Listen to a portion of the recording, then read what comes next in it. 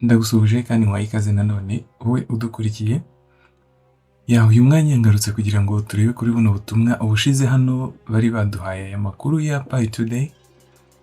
Bavugamo utuntu dutandukanye n'amakuru twari twakiriye kuri Pi2Day ku itariki 28. Ngira ngo mubibona ino ni dashboard nyine ya Pi network kuri Telegram, ariko nyine ndabizi ko abantu akenshi ibyo twumvamo hari igihe biba bimeze nk'ibidasobanutse. Impamvu ngaruka tukongera tukabisoma hanyuma tukagerageza kubyumva kimwe. Aya ni amakuru rero kuri uyu wa mbere bari batangaje bavuga kuri Pi Verify, Pi Sign In ndetse na SoloHost. Hanyuma ubwo nyine kuri Pi2Day twari twabivuzemo ibi ngibi tubicamo summary yabyo cyangwa mu magambo make.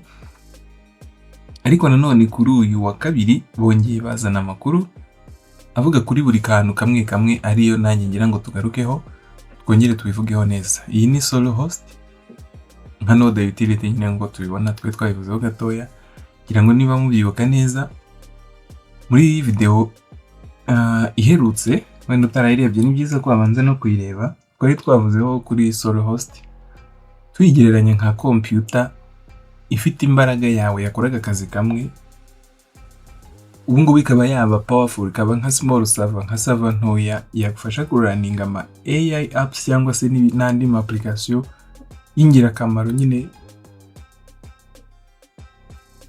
nakwita nk'ama application aremereye. Aha natanze urugero mvuga ni wenda suppose ari nkaho wari ufite umuchef ariko ujye kukuzanira ibiryo akajya kubigura mu maresitora nayo hose akabikuzanira, ariko umwanya kugira ngo ajye kubikuzanira ahubwo none akajya yitekera ibyawe. Cyangwa nkuko ubaza ikintu ChatGPT kabanza kujya kuri server, cyangwa ubaza kuri Google bakabanza bakajya kuri server ya Google bakajya hehe. Niba ubajije nk'amakuru ajyanye n'urubuga runaka kabanza akajya kuri urwo rubuga ikajya kukuzanira amakuru. Ahangaha noneho iyo computer yawe ukoresheje akaba ariyo izajya ihita ikwihera amakuru direct. Izo ni ingero nayo natanze kuri no Pi utility, ariko ndagira ngo twibande kuri ibi ngibi byavuzwe interuro ku yindi tubashe kumva neza byari kigenderewe noneho kuri uyu munsi. Ibintu kugira ngo bajye kubigarura urabona si SoloHost gusa ahubwo na Pi Sign In bayivuzeho ndetse na Pi Verify byihariye, natwe turagenda tubivuga byihariye. Mu bigaragara baba babonye ko babitangaje ariko wenda abantu ntibabyumve kimwe, bakagenda babyumva bitandukanye. Wenda umwe akavuga ati wenda na gafica gasanzwe nako gashyashya muri Pi node, ariko mu by'ukuri siko bimeze. Ibi ngibi birenze ako gafica ugutekereje ngo kari muri Pi node. Andaza kwifashisha urugero kugira ngo byumvikane neza. Mvuge nti imagine nka ufite restaurant ariko ikintu ikora ni ukugutekera wowe ubwawe wenyine.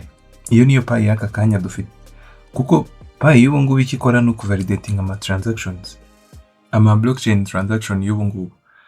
Ubwo ni nkaho bijyanye n'iyo restaurant waba ufite gutekera wenyine nta wundi muntu utekera, ariko nyuma ukaza kugira IT ukavuga uti reka iyi restaurant noneho kirimo na baking, bajye ba bakinga wenda bakora ama cake, bakore ama pizza, bakore burger, ibintu nk'ibyo. Noneho n'abandi bantu badakunda nk'ibyo nkunda cyangwa niyo twaba duhuje nabo bajye baza muri restaurant yanjye bagure.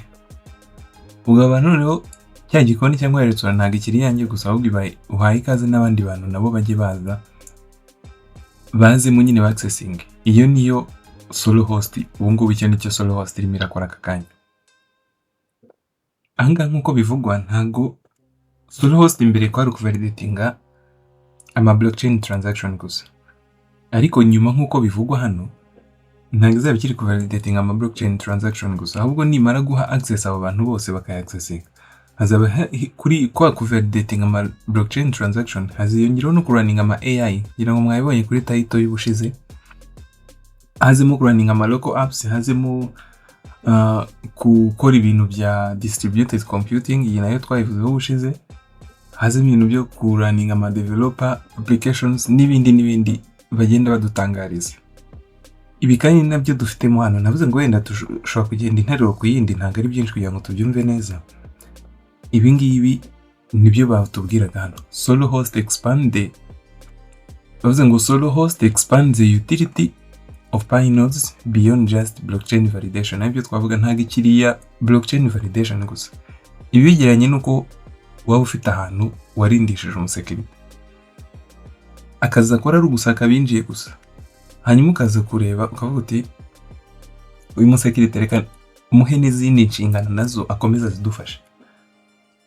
Nta kiriho gusaka binjiye gusa, ahubwo ukavuga uti umuntu nazana delivery ujye yakira, umuntu naza kubaza ikibazo kijyanye n'ibyo dukora ujye umusubiza, ukamuha n'izindi responsibility zirenze izo ngizo. Wenda sajya nareba kuri kamera rero umutekano ko wifashe, ntago wa musekirite akiriho kwakira abantu, gusaka abantu binjiye gusa numwe, ariko still muha n'izindi nshingano. Izo nizo twavuze ngo expandinze beyond gusaka abantu. Ubwo na hano naho expandinze beyond blockchain validation gusa. Blockchain validation ushobora kuba wenda urimo ndabivugaho cyane ntunabyumve, reka nako tukagarukeho gatoya. Blockchain validation ukurikije uko byumva urumva yaba ari iki?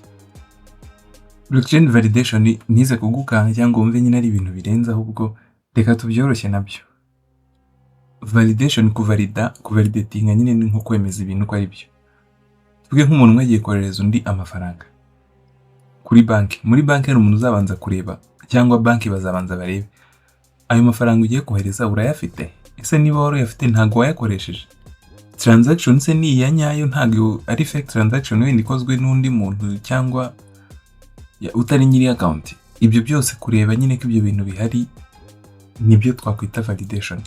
Hanyuma ubwo nyine ni validation ya kuri blockchain, ari nabyo nyine Pi yari isanzwe ikora, ari ukucekinga nyine ama transaction muri blockchain. Byo ngira ngo birumvikanye.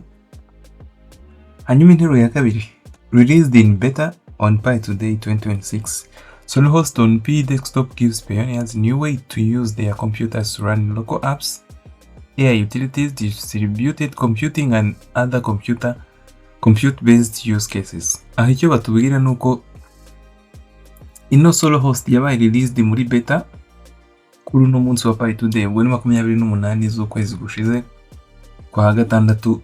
Iba released nyine kugira ngo pioneers babashe kuyikoresha barebe niba bikora. Ibi turabigereranya nkaho ari turatekereza ko bikora, reka beta aba ari nkako tuyita.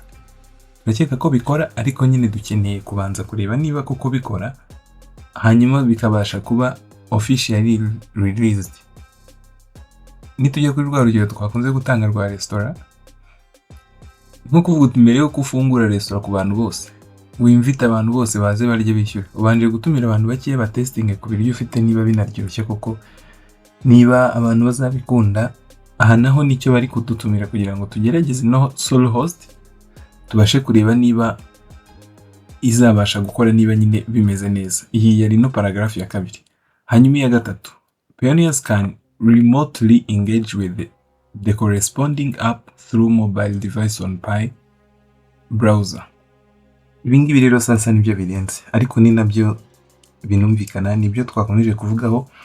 Kuno nabo pioneers bashobora ku accessinga ibingibi bitakiri byo ku validating blockchain gusa, ahubwo ushobora no kuraninga ama AI utilities, ushobora kuraninga local apps. Ibi nabyo sinzi wenda niba turi kubyumva kimwe, gusa interuro irumvikana rwose cyane ugereranyije.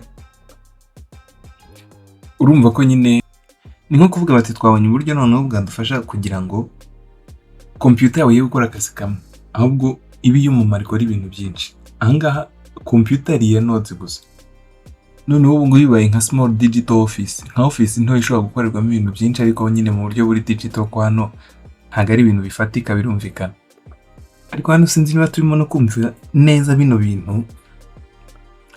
Nk'i local apps, ubundi tugira ubwoko bubiri bw'ama apps navugaho. Ubwa mbere ni local apps, hanyuma nze no kuvuga kuri cloud apps.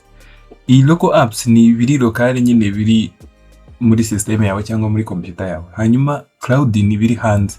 Urugero ukeneye nko gukoresha ChatGPT kuri telefone yawe cyangwa kuri machine yawe, ariko wibuke ko uko uyibajije urayibaza bice muri internet, bigiye kuri OpenAI server yabo, hanyuma ubone kukuzana igisubizo gikuye aho hose. Ntabwo kuyibajije ibintu ibikura hano. Niyo mpamvu udafite internet ntabwo byakora, ntabwo ChatGPT yaguha igisubizo. Hanyuma iyo ngiyo ni cloud apps. Nituyikompara na local apps, local yo ni biri locale nyine hafi aho ngaho, bitagombera kujya kure. Ndagurugero nka calculator, gukoresha calculator nta internet bizagusaba, nuyibaza ikibazo izahita igusubiza direct, ira calculating ihita iguha igisubizo itagiye kure. Iyo niyo local apps. Ubwo urumva nyine itandukaniro hagati ya local apps ndetse na cloud apps. Ashobora guhita wibaza uti kuki Pi irimo irapushinga ibintu bya local, ibintu biri locale gusa ari byo irimo iribandaho, ano ma local apps. Icyo nakubwira cyo AI nyine impamvu itarimo irabijyana kure njye navuga ni kubera ko AI igira ikibazo cya privacy buriya. Reka tuvuge nka AI dukunze tumenyereye cyane ChatGPT, uhora uyibaza ibintu byerekeranye nawe kandi ikabibika koko. Ugasanga AI ifite imyaka yawe, ifite blood group yawe, ifite account number zawe, amakuru ya company yawe, amakuru y'ubuzima bwawe bwose nyine yarabubitse. Ese ibyo ntekereza ko bijyahe? Ibyo bintu akenshi byigira kuri server y'umuntu nawe utazi, nyine server yabo, ku buryo hagize nk'uyihakinga cyangwa nabo baba bashatse kwinjirira baba bagufite byoroshye cyane. Ibyo ngibyo rero nibyo SoloHost yavuze iti wapi, ibi ngibi ntago tubyemera. Running AI kuri computer yawe cyangwa kuri your own machine, kuri machine yawe bwite, bibe bifitwe nawe gusa, nta bintu byo kuvuga ngo bigiye kure nk'uko byari bisanzwe bimeze kuma AI nyine muri rusange. Hanyuma akantu nako nikaze kuguconfusinga, akantu kuko bavuze ko akantu kiri remote access kuri Pi browser, ntabwo bivuze ko Pi browser ihindutse computer, ahubwo ikizagufasha, imagine nkaho ufite CCTV camera mu rugo zikontrola umutekano wawe. Instead yo kugira ngo ume mu rugo kugira ngo ujye bireba, hari ukuntu ubu ngubu bisigaye biconnectwa kuri telefone yawe, bakabiconnectinga kuri telefone yawe, hanyuma aho ugiye hose ukaba ujya wabasha kureba nyine ibintu biri kubera iwawe remotely. Ibi nabyo rero nibyo telefone yawe igiye kugufasha, ntabwo ari uko Pi browser igiye guhinduka computer, ahubwo ibaye nka remote control niba ariko nabivuga, izajya igufasha nyine kumonitoringa cyangwa kureba cyangwa kuraninga ayo local apps.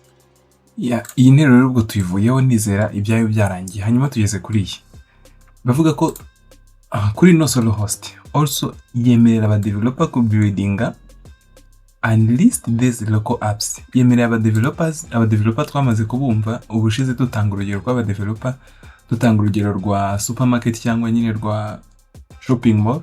Niba warakurikiranye video iherutse nyine ibanzirije iyi ngiyi warabyumvise, ushobora kwemerera aba developer ku buildinga ndetse no listinga local apps binyuze muri open permissionless framework to reach over 420 Pi nodes operators who are already running Pi desktop. Ibyo bivuze niki? Kuvuga ko aba developer bashobora kubaka no kulistinga no manoko. Ndatanga urugero rworoheje cyane. Uzi telefone za Apple, iPhone. Buriya abantu bo muri Apple ntabwo ari bakora application tubona dukoresha. Inyinshi usibye wenda ziri by default, nubwo nazo utavuga ko ari 100%. Aba developer nibo bakora ibyo bintu, nibo ba developing ama application bakayashyira muri Apple Store, hanyuma twebwe tukaziraninga tugakoresha izo application. Ibi nabyo rero hano niko bimeze. Ini nabyo bayishaka ibi ngibi kugira ngo yo ntiyihererane ikintu, ahubwo aba developer bayo baze bubaka izo apps, baze bubake AI assistant, baze bubaka ama games, bubaka ama file storage, bubaka ibintu by'ama education software n'ibindi. Hanyuma rero nibirangira aba node operators batanze urugero ngo abarenga 420 node operators who are ready baze baraninga izo Pi desktop. Ibyo ngibyo nibyo bikenewe, nibyo Pi ishaka. Hanyuma hano hari akantu karenze, bavuze ngo permissionless framework. Ibi cyo bishatse kuvuga ni nko kuvuga ngo ntago uzakenera kwandikira Pi kwa team ubasaba uburenganzira bwo kuraninga cyangwa bwo kubaka cyangwa kulisting izo local apps. Wapi?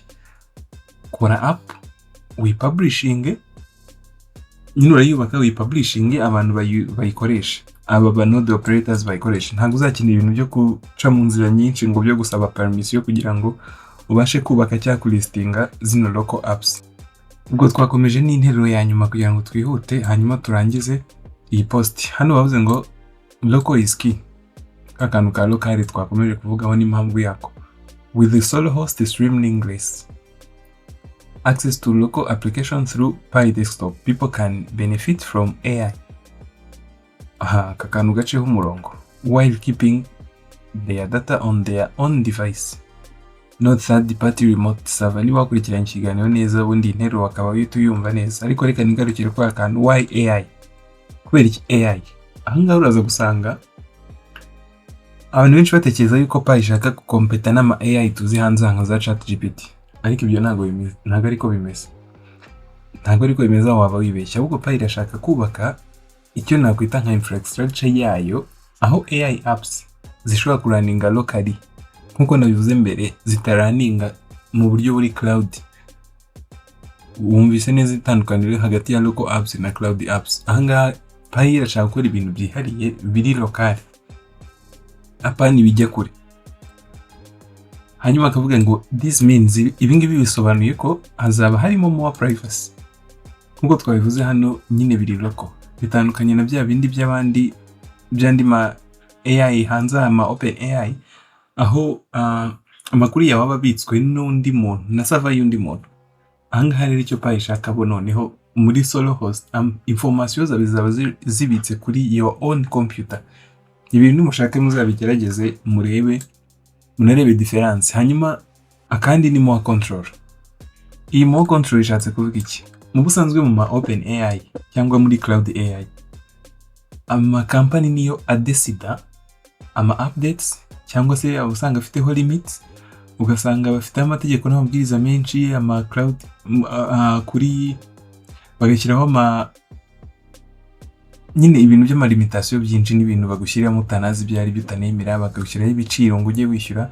Hanyuma hano more control kivuze muri local AI ni wowe ubwawe udesida na computer yawe, ni computer yawe nyine ni wowe ubwawe udesida. Hanyuma kanyuma less reliance on cloud services. Ibi byo bishatse gusobanura iki? Abivuze ko nyine ntago izaba yibanze cyane kuri cloud services. Ahangaha icyo nakubwira, cloud ntago ari mbi nubwo nakomeje kuyivuga gutya. Cloud ntago ari mbi, ariko reka ngwe nk'urugero rumwe rworoshye rwatuma wumva difference hagati ya cloud na local. Ahangaha kuri cloud AI tuvuga internet igiye down, cloud AI izahita ihagarara gukora, ntago izaba ikiri gukora. Hanyuma local AI yo kubera ko itabezinga kujya gushaka amakuru hanze na hehe hose, izaba ikiri gukora. Iyo ni benefit imwe kuri ino cloud, I mean kuri local AI irusha cloud AI.